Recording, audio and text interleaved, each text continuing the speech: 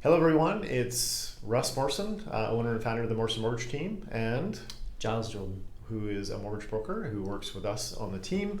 And today we just want to give you an update on what's happening in the market because there's always so much chatter about what's happening in that. So we want to give you a bit of an update on what we think and our thoughts and just kind of give you some feedback on that.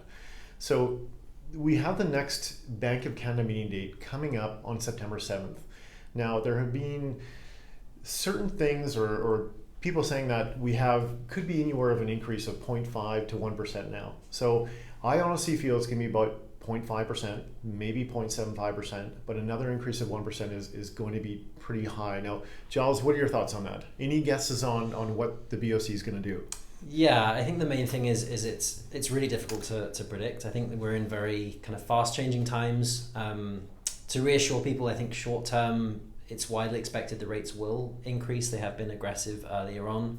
And there's also talk of potentially around the corner a recession. So any increases we both feel will be short term, and in the medium to long term, which we'll come on to discuss as well, the rates should come back down. But yeah, with the next rate announcement, it's widely expected that the Bank of Canada will increase the prime rate by possibly a half, possibly more, but this is kind of changing day to day as latest inflation figures are coming out and information as well. Yeah, and if we do head into a recession, then typically what happens is we will see a decline in rates. Now, in the past, since the last increase of 1%, we have seen inflation come down a little bit. I read an article yesterday through BCREA, the rate forecast for them, which was they need to see, Bank of Canada is waiting to see just a steady, sustainable decrease in inflation. And they had quoted, to quote them, as they said, before there's any significant rate decreases in the future. So I think we do feel this is temporary. How long temporary is, what is defined as, is still to be determined, but I think rates are going to go up, and then we will likely very well see them come down as well. Now, when it comes to fixed rates, we have seen the bond yields come down a little bit since the last Bank of Canada rate increase. So they have come down a little bit, but not significantly enough to drop rates to the levels of more than 5 to 10 basis points. So still we do get the questions on a regular basis on should we lock into a fixed rate right now? Now, Giles, share some of your thoughts on fixed rates and variables and game plan and what we're recommending to our clients. Yeah, I think generally the fixed rates right now are in the high fours, low fives, so they are very high. And the main downside of locking into the fixed rates now are as and when, if rates come back down, those penalties will be very large if you were to make any changes with your mortgage or want to get out of that. So let's say in a year or 2 years, rates are back down and maybe around 3% even. You want to make a change to save that money, the penalty to do so would be extremely costly. So banks generally tend to, it's more profitable for them, the fixed rate mortgages, because the penalties as well and kind of locking people into those rates. So I think they are at a level now which, even though there's a little bit of uncertainty in the variable, over the long term, we still think the variable, and both of ourselves are sticking with the variables for the long term to be the beneficial. Well, especially when we choice. anticipate that the prime rate has gone up, which it has, and it'll likely come back down again. Now, for the past couple of years, what we've done is because the rates have been so low, is we spent a lot of time taking people out of fixed rate mortgages and putting them into variables. For the sole reason is that the rates were quite high when they locked in, and then it took quite a while before. I mean, with the challenge we had with those with our clients was that those rates, because they were so high, and dropping them out of these fixed rate mortgages, is that the penalties were significantly higher than they should have been versus a variable. That's just one thing to consider. So with regards to variable changes, now that we think that the prime rate is we think the prime rate is getting close to the peak, kind of the highest level after this rate increase. I think we're going to see things probably flatten out.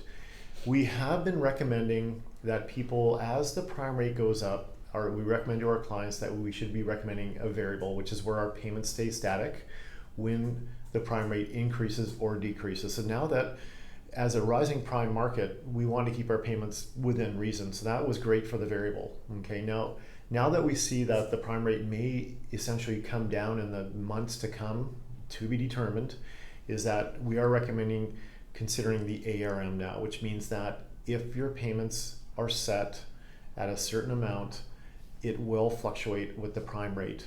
So if the prime rate goes up, your payments go up, and vice versa, it'll come down. So any thoughts on the VRM and ARM and that, Yeah. Giles? Yeah, so essentially, as Russ mentioned, in the rising market, you can have variable rate mortgages where you can have the lower variable rate, but your payments stay the same, so it helps for cash flow. Whereas now, if we're thinking as we are that the rates may be near their peak, the benefit of being in the other type of variable where your payment will change is as the rates come down, your payment will come down with it. So you won't lock in at a higher payment even if the rates come down. So there's that benefit. When we come down now, we can switch to those slightly different products, so then your payments can kind of come down with the rates coming down as well. Yeah, we're just trying to give these types of advice in these scenarios, basically being when the rates have significantly increased, and we will likely see them come down, and that in the future as well. So one last thing we'll look at here, two final items we want to talk about is trigger rate. Okay, so some of you, if you're currently in a VRM, a variable rate mortgage, where your payments will not change if the prime rate changes, then we may have something that we need to address, which is called the trigger rate. Now, tell us a bit about what the trigger rate is, Giles. Yeah, so the trigger rate is the point where, as Ross mentioned, so in the variable rate, your payments stay the same. So there will be a point if interest rates reach a certain level, the interest for each payment will be exceeding your payment amount. So then the interest will accrue, and the mortgage amount will get slightly larger. So that's the trigger rate, is when the rate is at a certain level where all your payment, if not and more, will be interest. Now, it's really difficult for us to say exactly when that'll be because it completely depends on your specific mortgage. So the best thing to do in regards to trigger rates, there's also something called the trigger point, which is where that interest accrues to a certain level. Your lender may contact you and just request that you make a payment to bring that back down or lock into a fixed at that time. If you have any communications or concerns in regards to trigger rate, do contact us directly because it does depend on your specific mortgage, and there's no kind of one size fits all rule. It's more just, you may have seen trigger rate about and you may be wondering what it is.